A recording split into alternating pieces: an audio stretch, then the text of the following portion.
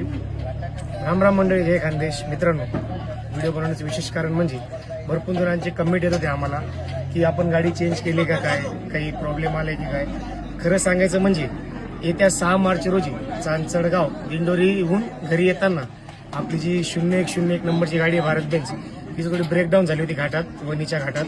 तर त्या कारणामुळे तिचं गॅस किट आणि थोडा प्रॉब्लेम आला होता मेजर.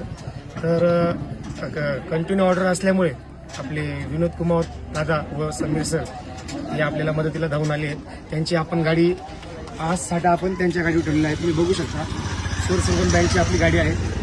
7-8 दिवसासाठी आपण तो साठा याच्यावर ठेवलेला आहे.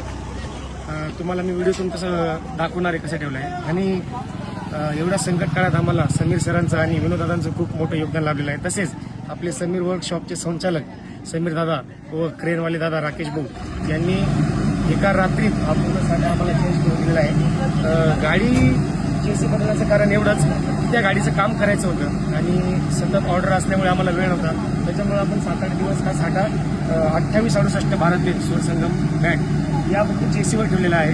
तुम्ही व्हिडिओच्या माध्यमातून बघू शकता. बाकी काहीच कारण नव्हतं. ऑर्डर असल्यामुळे आपण फक्त आपला साठा या गाडीवर ठेवलेला आहे. बाकी काही नाही, समजू शकता.